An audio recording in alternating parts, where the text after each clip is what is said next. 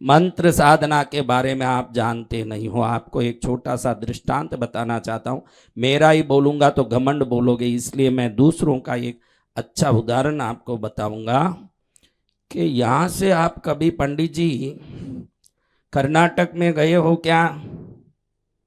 पंडित जी सीधे काशी से कृष्णगिरी आ रहे हैं ना, कृष्णगिरी से सीधा, बीच में कोई स्टॉपिंग नहीं लेते।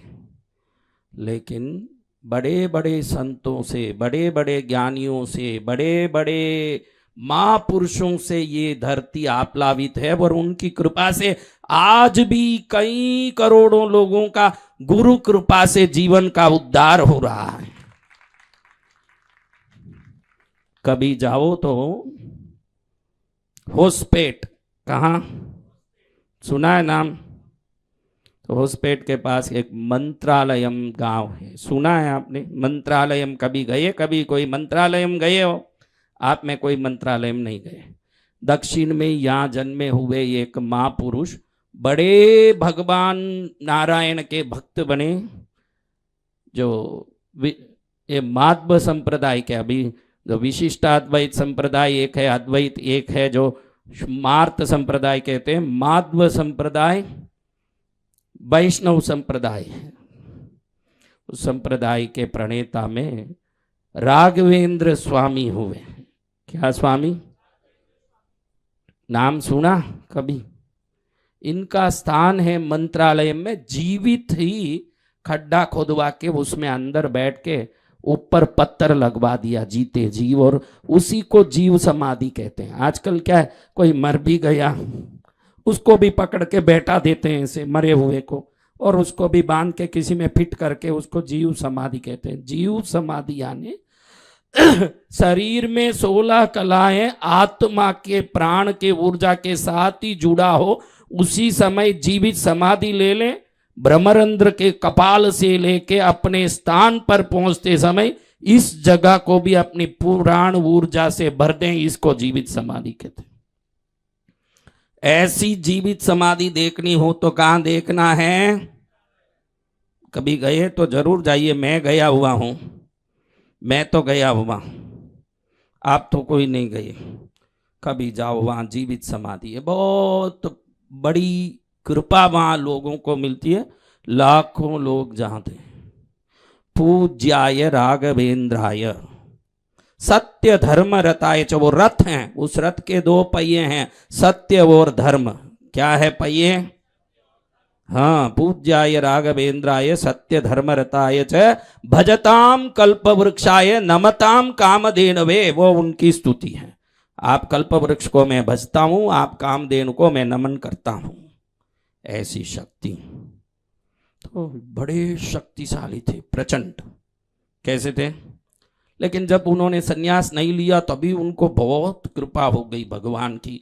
भगवान की अनन्य भक्ति किए तो भगवान इतने उन पर कृपा करते थे, हर जगह उनकी कृपा। उनकी बातें सुनोगे तो ढीले पड़ जाओगे, ऐसे महापुरुष थे।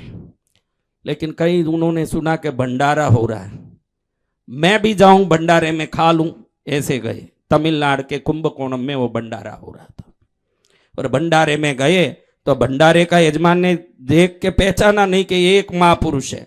आप ध्यान रखना, जीवन में किसी भी संत को बड़ा या छोटा मत मानना, क्योंकि संत की शक्ति और संत की भक्ति को संत ही जाने, आप नहीं जान सकते। इसलिए संत कहीं दिखे हम नमस्कार कर लें, इसी में हमारा कल्याण है।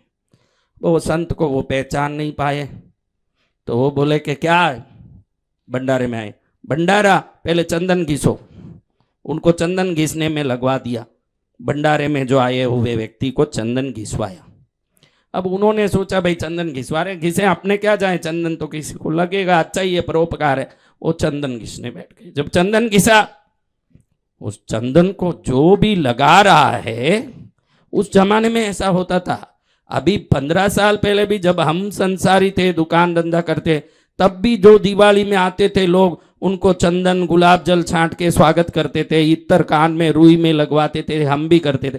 अभी नालायकों को कोई उपचार ही समझ नहीं पड़ता कि कोई अतिथि आए तो कैसे। उस जमाने में कोई अतिथि आता तो उसको चंदन देते, वो प्याले से चंदन लेके शरीर पर लगा के फिर खाने जाता भंडारे में। इसलिए चंदन घिसवाया। अब इस चंदन को जो भी लगा रहा है, आग लग रहा है उसके शरीर में, ऐसे जोर जोर से भयंकर आग लग रहा है, घबरा रहा है, भाग रहा है, हाँ आग लग गया, आग लग गया, शरीर में आग लग गया। सबको लगा कि चंदन में क्या आग लग रहा है, चंदन कैसा होना चाहिए, और ये चंदन क्या कर रहा है। तो तब समझ पड़ा कि ये तो दिखने में साधारण संसारी वेश में है कोई महापुरुष। क्या भाई आपके घिसे चंदन में आग लग रहा है? आग? मैं अभी अग्नि मंत्र का पुरस्चरण कर रहा हूं, तो अग्नि मंत्र को रटते रटते चंदन घिसा तो वो अग्नि की शक्ति घुस गई उसमें।